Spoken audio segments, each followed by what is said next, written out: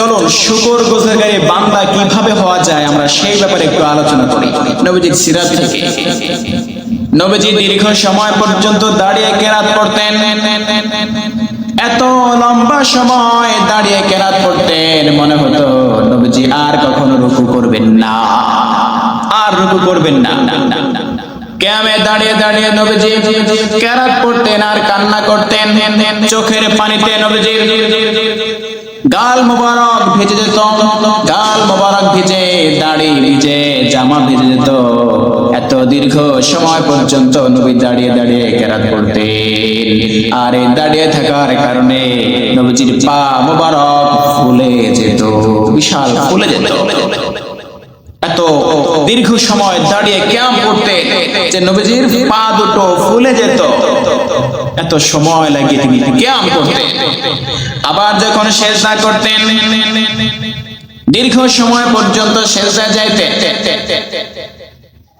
সিজদার মধ্যে নবীজি কান্না করতেন। কান্না করতে করতে তার আশপাশের জমিটা চোখের পানি দিয়ে ভিজিয়ে দিতেন। এত পরিমাণে কান্না করতেন নামাজের মধ্যে, সিজদার মধ্যে। যখন রুকু করতেন মনে হতো আর কখনো রুকু থেকে উঠবেন না। সাহাবায়ে কেরাম মনে করতেন নবীজি এই মনে হয় রুকুতে সারা জীবনই থাকবেন, রুকু থেকে আর কখনো উঠবেন না, আর কখনো রুকু থেকে উঠবেন না, সারা জীবন রুকুর ভেতরেই থাকবেন, এটা মনে হতো। খোলা ময়দানে যখন নামাজ পড়তেন, পাখিরা এসে নবীজির পিঠের উপর বসতো, মাথার উপর বসতো। কোনো নড়াচড়া নাই, কোনো সারা শব্দ নাই, একই ধ্যানে রবের সিজদায় পড়ে থাকতো, রবের কাছে নিজেকে ঝুঁকিয়ে দিত। কতটা শুকরগুজারকারী বান্দা ছিলেন। আম্মা জান আয়েশা রাদিয়াল্লাহু আনহা একবার নবীকে প্রশ্ন করলেন, ও নবী, আল্লাহ তো আপনার পূর্বাপর পেছনের সমস্ত গুনাহ ক্ষমা করছে, সামনের পেছনের কোনো গুনাহ নাই, তাহলে আপনি এত দীর্ঘ সময় পর্যন্ত নামাজ পড়ে নিজের পা দুটো কেন ফুলান?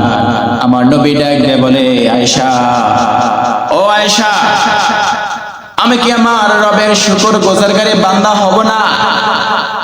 আরে বুঝলাম আমার রব আমার পেছনের সামনের সমস্ত গুনাহ ক্ষমা করে দিছে, কিন্তু আমাকে অন্যান্য যে নিয়ামতগুলো দিছে এই নিয়ামতের শুকরিয়া কি আমি আদায় করব না?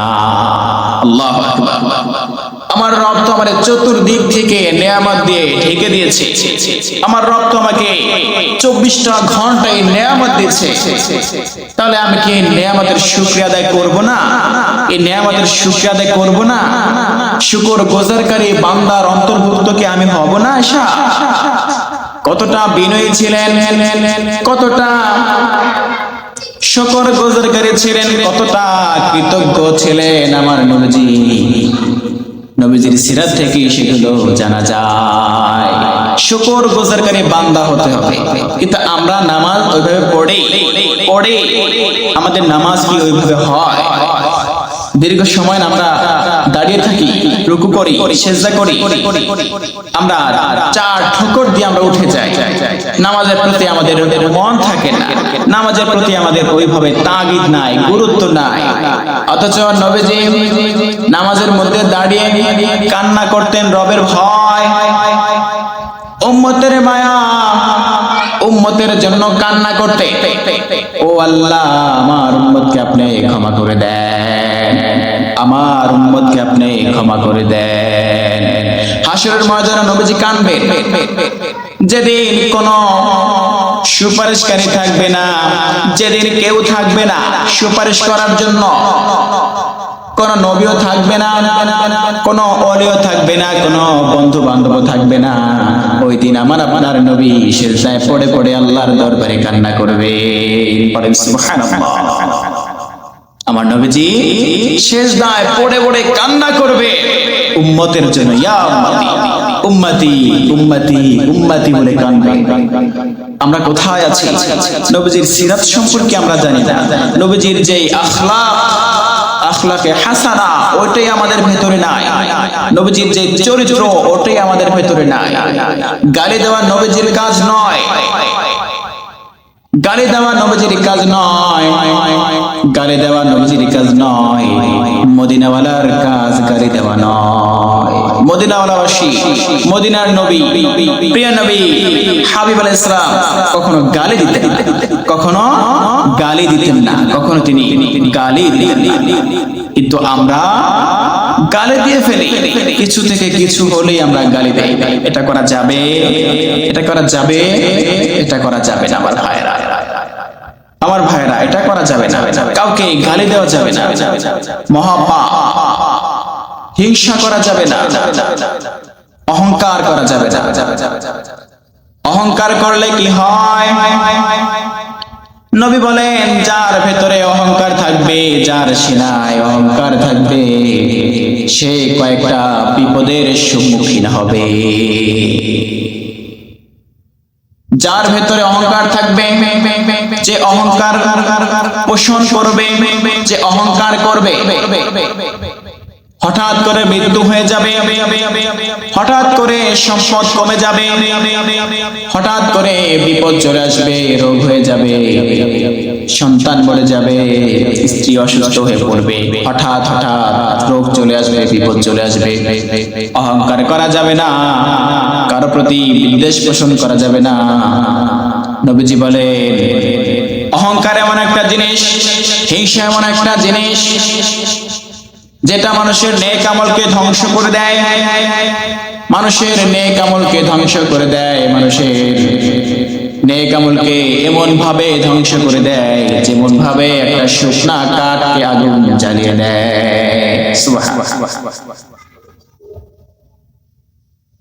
তাহলে অহংকার করা যাবে, হিংসা করা যাবে, অহংকার করা যাবে না, হিংসাও করা যাবে না, যাবে যাবে না, কারো প্রতি বিদ্বেষ পোষণ করা যাবে না। আল্লাহ যাকে যে নেয়ামত দিয়েছে তা নিয়ে সন্তুষ্ট থাকতে হবে। যে পরিমাণ নেয়ামত আল্লাহ দিয়েছে সেই পরিমাণ নেয়ামতের উপর অটল থাকতে হবে, আল্লাহর শুকরিয়া আদায় করতে হবে। যদি শুকরিয়া আদায় করো তাহলে শুকরিয়ার পরিবর্তে, শুকরিয়ার বদৌলতে তোমার সম্পদের মধ্যে বরকত দিবেন তিনি কে? জোরে বলেন আল্লাহ। আমার ভাইরা, শুকরিয়া আদায় করা চাই। লা ইন শাকারতুম লাযিদান্নাকুম ওয়া লা ইন কাফারতুম ইন আযাবি লাশাদীদ।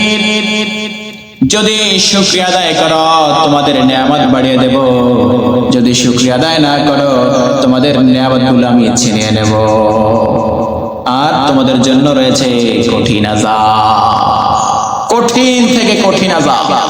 যে আযাব সহ্য করা সম্ভব নয়, কখনোই সম্ভব নয়, ওই আযাবগুলো সহ্য করতে পারবো না, আযাবগুলো সহ্য করা আমার পক্ষে সম্ভব নয়। আযাব ভোগ করবে কারা? যারা কাফের।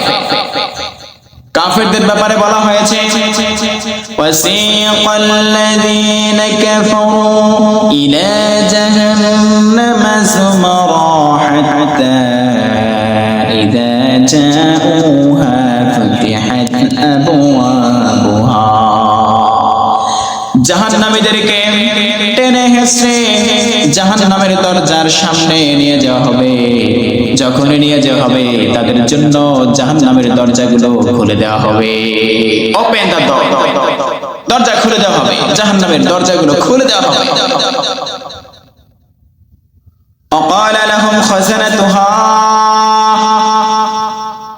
জাহান্নামের দ্বার রক্ষীগুলো প্রশ্ন করবে, তাদেরকে বলবে, ألم يأتكم رسل منكم يتلون عليكم آيات ربكم وينذرونكم لقاء يومكم هذا।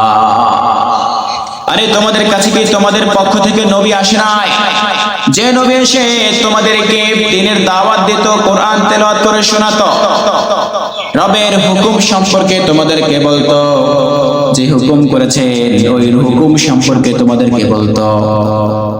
তা'মুরুনা বিল মারুফ ওয়া তানহাউনা আনিল মুনকার, সৎ কাজের আদেশ তোমাদেরকে করত, অসৎ কাজের নিষেধ তোমাদেরকে করত।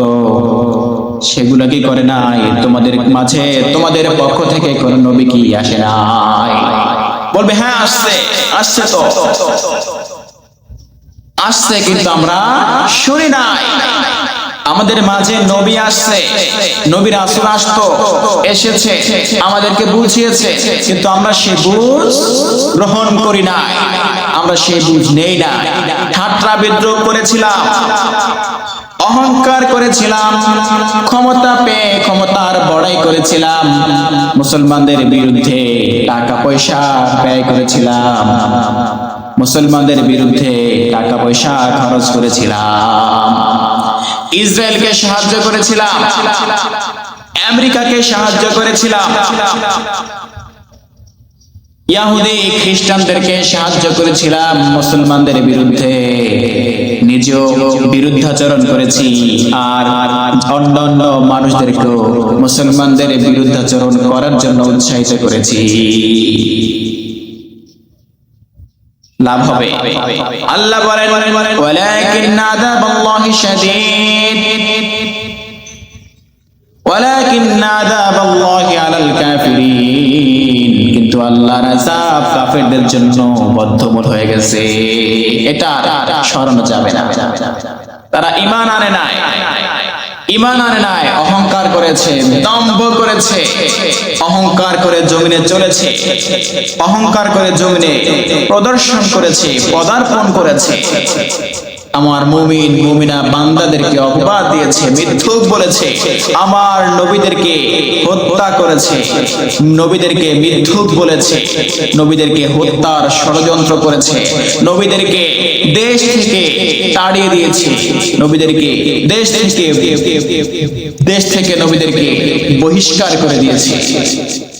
তারা এমন জালেম, এমন জালেম, তাদের ব্যাপারে বলা হবে কিলা দাখুলু আবওয়াব জাহান্নাম খালিদিনা ফিহা ফাবি'সা মাসওয়াল মুতাকাব্বিরিন। নাউযুবিল্লাহ। তাদেরকে বলা হবে জাহান্নামের ভেতরে তোমরা প্রবেশ করো, এই জাহান্নামের ভেতরে প্রবেশ করো, এখান থেকে বের হতে পারবে না। এটা এমন একটা জাহান্নাম, এই জাহান্নাম থেকে কখনো বের হওয়া যাবে না, জাহান্নাম থেকে বের হওয়া যাবে না, জাহান্নামে প্রবেশ করো। কেমন জাহান্নাম? এখানে তোমাদেরকে চিরকাল থাকতে হবে, তোমাদের জন্য এটা চিরস্থায়ী জাহান্নাম, এই জাহান্নাম থেকে কখনোই বের হতে পারবে না।